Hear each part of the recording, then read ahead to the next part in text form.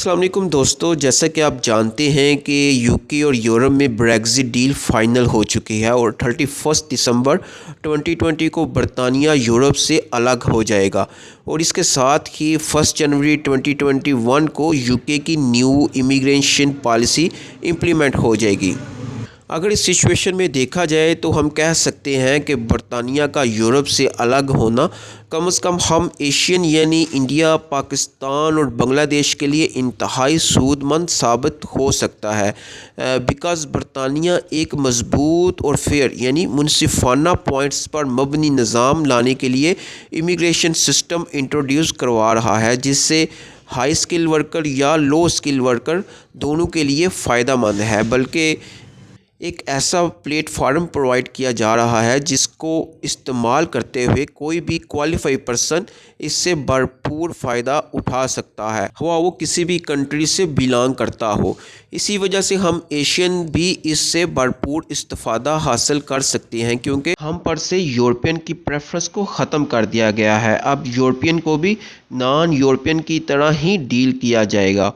इसके अलावा काफ़ी सारे लोग जिनका EUSS यानी यूरोपियन यूनियन सेटलमेंट स्कीम किसी वजह से अप्रूव नहीं हो रही और ना ही उनको EEA फैमिली परमिट इशू किया जा रहा है, वो भी इन पॉइंट्स को अचीव करके बरतानिया शिफ्ट होकर अपनी फैमिली को ज्वाइन कर सकते हैं।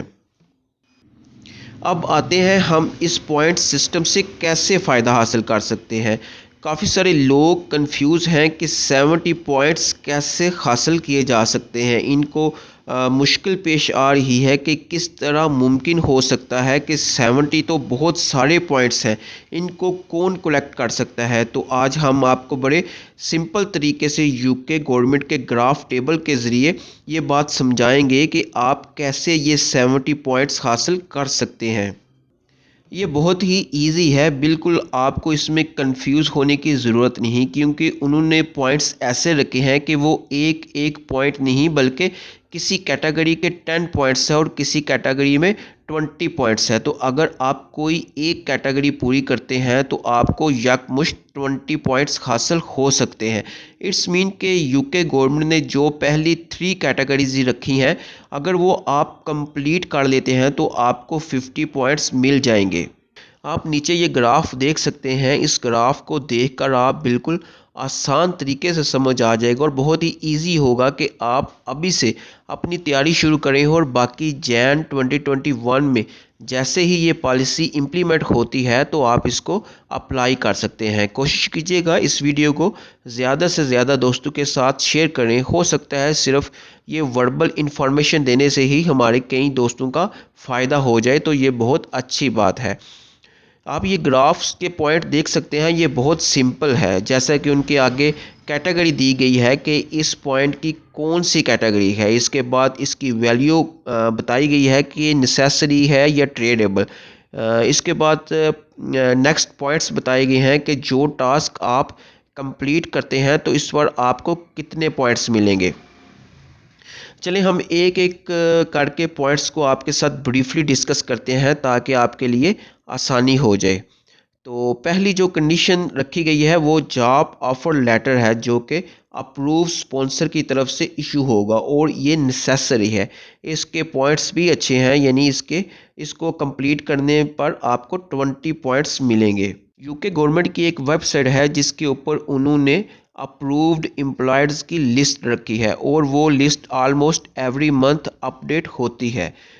इनके अलावा जो गवर्नमेंट अप्रूव्ड एम्प्लॉयज़ नहीं होंगे, अगर आप इन एम्प्लॉयर्स से कांटेक्ट करते हैं, वो आपको जॉब ऑफ़र तो दे देंगे लेकिन आपको वीज़ा नहीं होगा।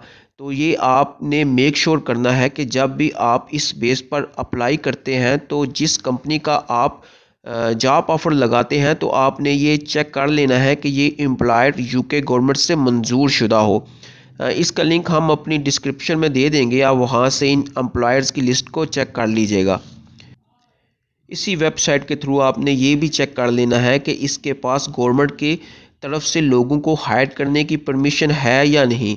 अगर तो वो इस लिस्ट में है तो ठीक है, अदरवाइज़ वो फ्रॉड होगा और धोखाधड़ी से लोगों को लूट रहा होगा। कभी भी उसके थ्रू आप अप्लाई मत करें, आपका वीज़ा नहीं लगेगा। तो तो सबसे पहली शर्त यही है कि आपको यूके गवर्नमेंट की तरफ से अप्रूव्ड एम्प्लॉयर से जॉब ऑफर लेटर दरकार होगा। अगर आपको ये हासिल होता है तो ऑटोमेटिकली आपके पास 20 पॉइंट्स आ जाते हैं, बट ये नेसेसरी है। आपको इस बेस पर अप्लाई करने के लिए ये मस्ट हासिल करना होगा। जैसे ही आप ये जॉब ऑफर लेटर हासिल करते हैं तो आप खुद ही ऑनलाइन वीज़ा प्रोसेस कर सकते हैं।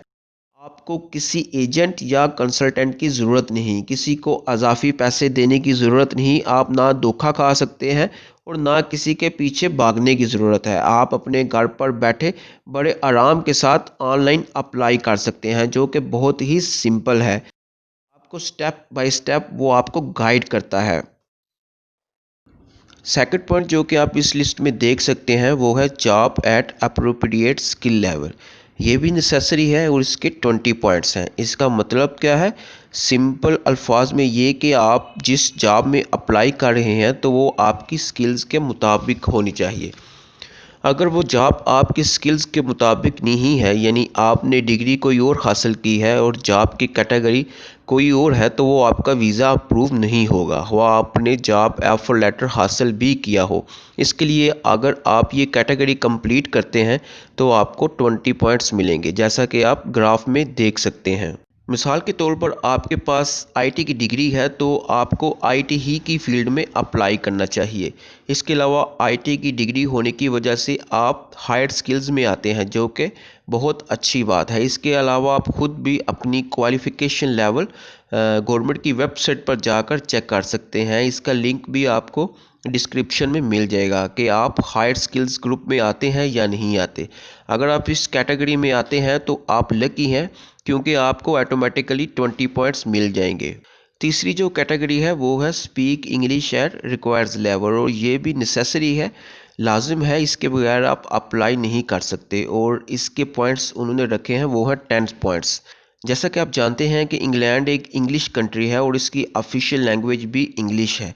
इसलिए ये बहुत इम्पोर्टेंट है कि आप प्रूव करें कि आप जिस फील्ड में अप्लाई कर रहे हैं तो उसमें आपका इंग्लिश लेवल इस कदर अच्छा है कि आप एडजस्ट हो सकते हैं। तो इस सिलसिले में उन्होंने 3 मुख्तलिफ़ किस्म के ऑप्शन उन्होंने आपको दिए हैं, जिसके ज़रिए आप ये प्रूव कर सकते हैं कि आप इंग्लिश बोल सकते हैं, समझ सकते हैं और लिख भी सकते हैं।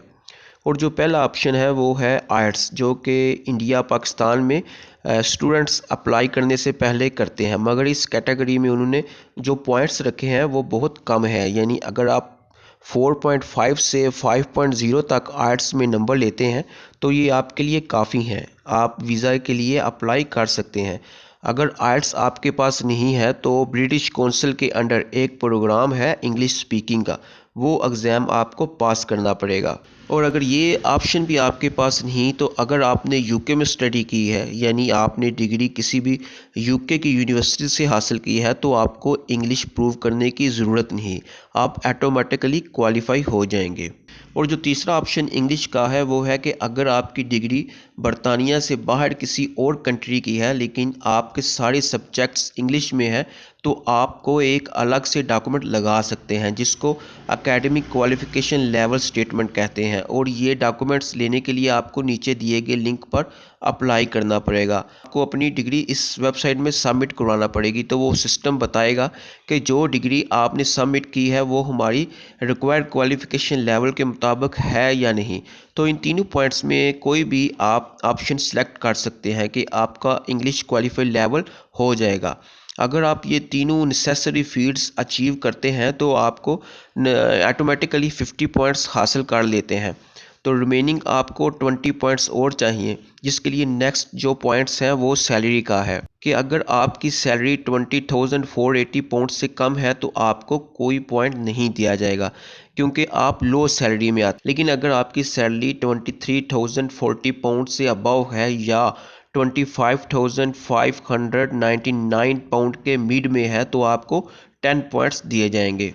इसी तरह अगर आपकी सैलरी 25,600 पाउंड्स है या इससे अबव है तो आपको बेनिफिट्स ये देते हैं कि आपको 20 पॉइंट्स ऑलरेडी मिल जाते हैं।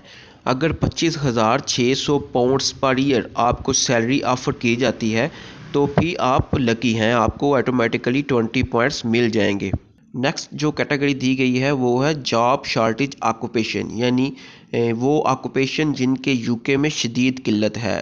इस मुल्क में जैसे NHS है, नेशनल हेल्थ सर्विसेज, जिनमें डॉक्टर्स, नर्सिस या पैरामेडिकल स्टाफ वगैरह आता है। तो आप अगर इस कैटेगरी में अप्लाई करते हैं तो you are one of the lucky one, कि अगर आप इस कैटेगरी में आते हैं तो बगैर कुछ किए ये कैटेगरी आपको 20 पॉइंट्स दिला सकती है। तो आप अगर पहले 3 कैटेगरीज़ मुकम्मल करते हैं और ये आपकी फ़ील्ड है तो आपको ऑटोमेटिकली 20 पॉइंट्स मिल जाएंगे। इट्स मीन आपके 70 पॉइंट्स मुकम्मल हो जाते हैं। तो इसके अलावा आपको इस कैटेगरी में सैलरी की भी फ़िक्र नहीं होनी चाहिए कि अगर आपकी सैलरी 20,480 से कम है तो आप इस शॉर्टेज ऑक्यूपेशन में कॉल करते हैं तो आपको ऑटोमेटिकली 20 पॉइंट्स यहाँ से मिल जाएंगे। आखिरी जो 2 कैटेगरीज दी गई हैं वो एजुकेशन के रिलेटेड्स हैं, कि अगर आप जिस फील्ड में अप्लाई कर रहे हैं तो अगर आपने इसी फील्ड में PhD की हुई है, जैसे कि यहाँ मेंशन किया गया है, तो आपको 10 पॉइंट्स मिलते हैं। और जो लास्ट पॉइंट दिया गया है वो है एजुकेशन क्वालिफिकेशन PhD इन स्टेम सब्जेक्ट, यानी जिन लोगों ने PhD की है साइंस या रिसर्च वगैरह में, ये उनके लिए है जो कि हायर एजुकेशन में आते हैं। इनको बेनिफिट्स ये दिया गया है कि इनको 20 पॉइंट्स दिए गए हैं। जैसे कि आप देख सकते हैं बहुत ही इजी तरीके से आप पहली 3 कैटेगरीज फील्ड कंप्लीट करके, जिससे आपको 20 पॉइंट्स हासिल हो सकते हैं, और बाकी 20 पॉइंट्स आप किसी भी कैटेगरी से हासिल करके 70 पॉइंट्स मुकम्मल कर सकते हैं, और इसमें किसी किस्म की कोई मुश्किल नहीं है। उम्मीद है कि आप ये पॉइंट सिस्टम अच्छी तरह समझ चुके होंगे।